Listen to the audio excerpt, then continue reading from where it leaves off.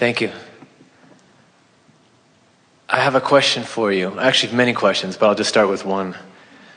The first one relates to being in this physical body. Everything that I've read is we're made up of source energy. Everything is energy vibrating at a specific frequency. So this chair, for example, has its own frequency, and I see it as a frequency. And consciousness. And consciousness. Okay. So, and it's quite happy with you sitting there. Wonderful. It feels good to sit here. But I wonder sometimes if the fact that I can sit on this chair and I don't fall right through it is the same part that's leaving me here. I sometimes wonder, can I extricate myself from this physical body? Yes. Like I hear Monday, I hear 5:30 afternoon, I hear March, and that's all created by man. Yes, it's part of framing up the time-space reality to give you a sense of motion, to give you a sense of expansion. Time is irrelevant, but the fact that this conversation has never been before into all of the universe, so it is producing something as a result of the conversation that didn't exist before, means the universe has expanded as a result of this conversation, so it has become more. And that's the value of time-space reality. It makes the stability from which you bounce into the moreness more personally satisfying.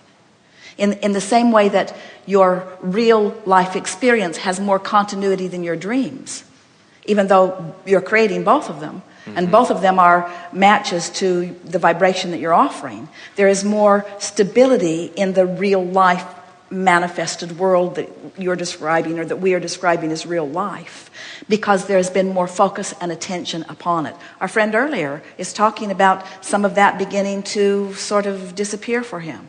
See, his reality is beginning to follow his thoughts, his new thoughts, more than his stable thoughts. That's a sign of motion forward, really. Mm-hmm. So if I look at something, like one of the exercises that I've always tried to do since I was little, and I'm now getting back into it, is, for example, that water bottle. I recognize that's a plastic bottle. It has a blue label. I see that, the frequency. And if I want, let's say, to be able to not see it as a water bottle, but see it as the actual energetic frequency that it is, see everything for the frequency that it is, am I able to step out of that and then be able to morph my being into that? But we think by utilizing the word see, you automatically bring it into a conscious realization of the translation of vibration through your eyes, which is visual, which limits you right there because of the expectation that comes from all of that. Right. Where, you know, when you walk into a room, Esther is amazed because they have a house in Southern California and another one in Texas, and they don't spend very much time in either one of them. And every time she is in any of these, what she thinks are familiar places, she sees something that she's never seen before. It startles her and she will start by saying, I must have been unobservant. And when she settles down enough that we can speak to her in a way that she can hear us, we say, it isn't that you're unobservant of that, it's that you were observant of something else. And everything can't be active in your consciousness and therefore in your awareness at the same time. And so our conversation that we are having with our physical friends at this time is about helping you to redefine what parts of your world you want to make most relevant or most active in your vibrational awareness, so that you can expand your universe, so that you can have a fuller physical experience by utilizing the whole of who you are to be focused and present in this moment in time, you see. Because we don't think it's really very interesting, the bottle in and of itself. We think the whole co-creative experience is. We think that if you are tuned in to the energy of who you are and feeling the wholeness of who you are, you'll be guided, or you will know the power of the substance that you call water, and you will be guided to the most succulent, delicious, life-giving exposure and experiences to water. In other words, there are so many levels upon which your awareness of something like that can offer you benefit. Okay. I have another question. One of the techniques that I've learned from listening to the CDs and the DVDs is every moment when I catch myself in thought is to come back and step back and say, what is it that I want? Is that the thought of what I want?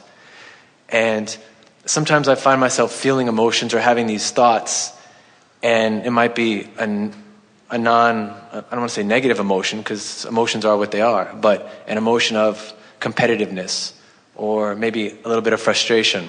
And I find that they are rooted into subconscious habitual thought patterns that have been with me for years, and I'm trying to break them. I assume this is the first step, is to first be aware that you're having them.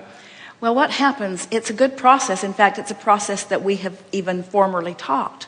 But what we notice is that when you're aware of something you don't want, the best thing you can do is say, what is it that I do want? But this whole gathering has been about helping you to not beat up on yourself when you realize that when you know what you don't want, and therefore you can articulate what you do want, doesn't necessarily mean that you're ready to jump your ship the 84 feet into the higher vibration of what you want.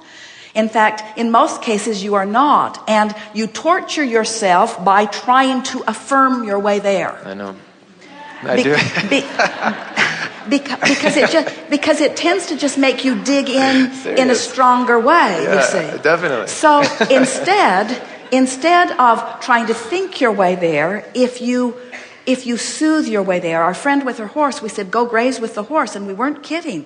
The horse knows how to just knock it back, how to when trying isn't, you see, there's no effort. When the vortex is calling you and you are up to speed with it, there's no effort.